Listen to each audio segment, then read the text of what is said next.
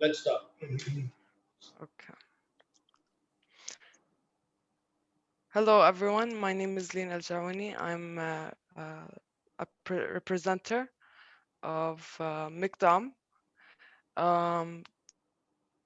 I'm going to be talking about the impact of technological evolution in our society. And for today's special guest, we have Mr. Ahmed Al-Javed with us, joining us in the a meeting. And he's going to be answering some of our questions dedicated to him about what he feels about it and his thoughts. And let's start. So basically, technology affects the way individuals communicate, learn, and think. It helps society and determines how people interact with each other on daily basis. Technology plays an important role in society today. It has positives and negatives like any other thing, and it affects the world and it impacts daily lives. Whether we like this technological revolution or not, we clearly see how it's affecting our daily lives. Which brings us to our first question to Mr. Ahmed. Um, does technology change people's social behavior? First of all, I would like to thank you, Ms. Lee, for inviting Thank me you. in your program and in such an important webinar. And Thank you. definitely, when I considering the technological evolution from a past couple of decades, if we consider that how it has actually impacts the people's life, the way they deal with each other, honestly, from my opinion, when it has transformed completely the very fabric of the society, the way people deal with each other today. If we take back, like in our childhood, when I remember my, Mhm. when I used to write the hand letters to my father, and that used to take like more than a couple of weeks or sometime a month to Of reach, course. and then similarly the same time. So one communication transaction used to happen like in a couple of months or two, Mhm. and then eventually if you see that with the rapid changes today, with the development of the PCs, the internet has completely changed people interact, the way they do business, and today with the help of smartphones. Yes. And I would say the in particularly the smartphones and the social media in particularly has completely transformed our lives. I personally say that the smartphone in our the handheld devices today in which in everyone's of our hands is the second most powerful Yes. the bomb in the space of Earth after the atomic bomb. Why? Because it has been used, or it's been used to to to brainwash, or I would say they spread the messages from the mass scale, and Yes. through this devices and with the help of smartphones and social media channels. So, which eventually has to be considered very, I would say, carefully when it comes to the use for such devices for the good purposes, for the betterment, or for for a larger community improvement.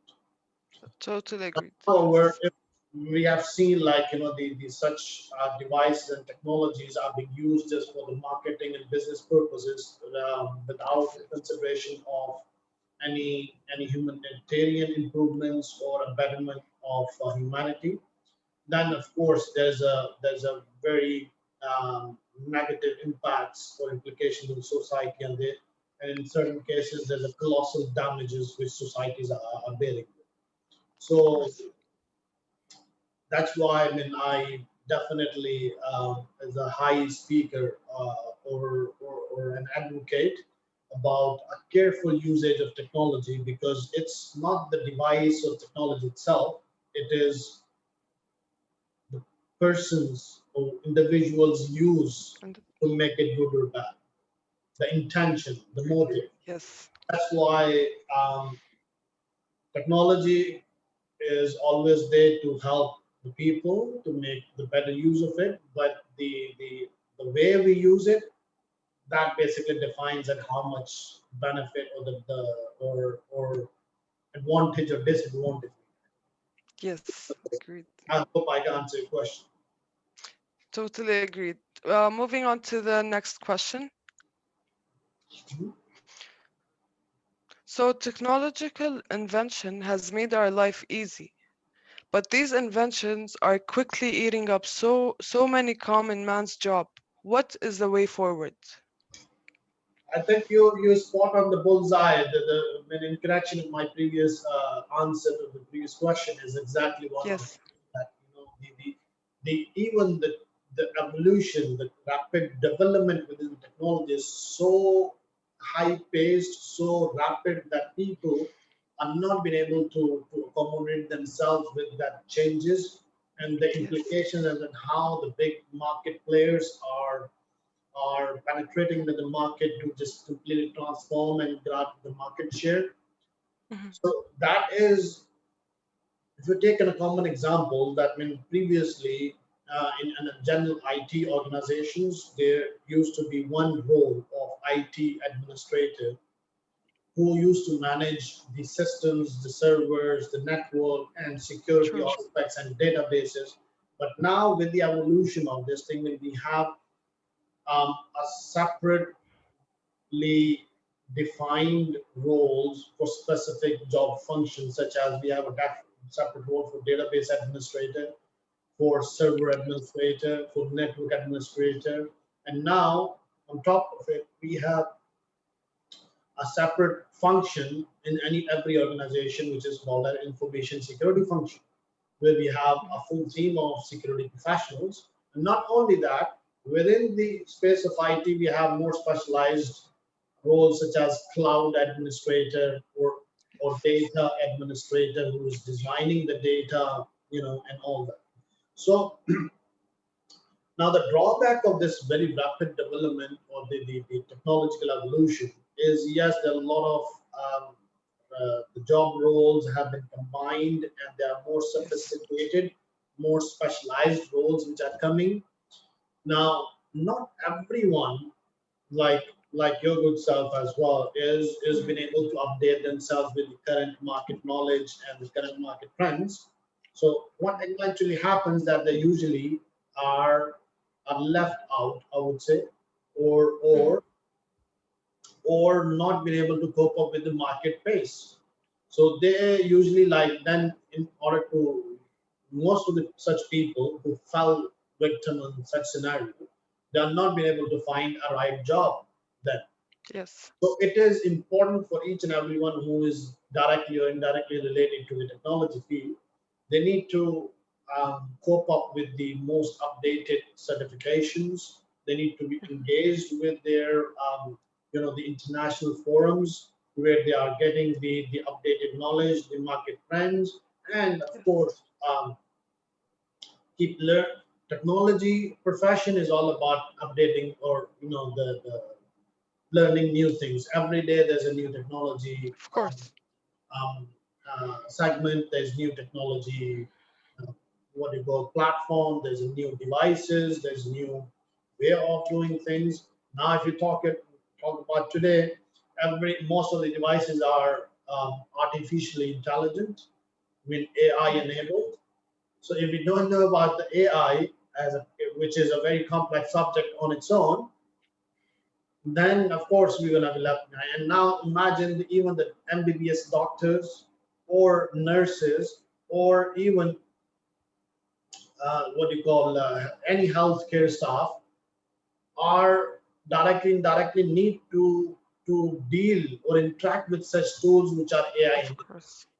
So Yes, imagine the difference and the challenge which is coming for them. They are nowhere. They are the life saviors. and they have been forced to learn about the technology and AI. Unfortunately, we are not have left with any other option. So Yes. we have to, and that's where the role of our technology experts come into play, which makes the life easy for non-technical people to learn to make the things easy for them to adopt. So Mhm. technology is good when it is easy to adapt and it is easy to use, simple to Mhm. use. So avoid complexity, make it adaptable, and make it productive. Makes the Of life course. forever. I hope I answered your question. Yes, thank you for that. So brings us to the next question. Should downsizing technology be recognized for improving quality of life? Sorry, I didn't get a question completely. I missed Should the. uh, I'll repeat it. Should downsizing technology be recognized for improving quality of our lives? See, downsizing of technology can be taken in a different ways with the Mhm. different people and different Mhm. communities and the different corporates as well. Which means that, currently, if we consider this example of a corporate environment where technological use is to the level that, even the CIO is using the tablet, and the CEO is using the gadgets all around, the mobile cell phone which is Yes. connected and updated, and he's getting the notification and all that. uh, I wouldn't say downsizing is the right term that we should use for technological usage. It's more Mhm. about the balanced usage, I would say. Now, the bringing the balance will be different for each and every individual, organization, group of people, or even at for the governments and the nations as well. Yes. So balance is very improvement and the most important and the key to consider the overall improvement of the Mhm. lifestyle. So I would say that's something which is very subjective, very relative. Yes. For example, for me, when I in office, I like to have some gadgets around me, Mhm. but at my home, I hate gadgets to be close to me, even the phone ringing. So that's how I think it's quite relative based on the situation, based on the corporates as well. If we go to the high tech companies and media companies, which Yes. they have to use that technology or very advanced audio visual technologies to do their business operations, to run their business operations. So that's their level of how to achieve the balance for them will be different. Okay. So that's, I think, what I feel is the achieving, not the downsizing. In some cases, we need to upsize the technology to achieve the Yes. balance, right? Yes. So the balance actually comes considering the core objectives and the productivity measures. So once we Perfect. know about that, I think we can easily achieve the balance. Perfect. Perfectly answered. Thank you for that. So the which brings us to the last question. And in conclusion, is technology helpful or harmful? Okay. I So think this it's a very, concludes every yeah, it's the shortest question, but the answer has to the be most most, it has to be heavy. detailed because it covers the whole thing.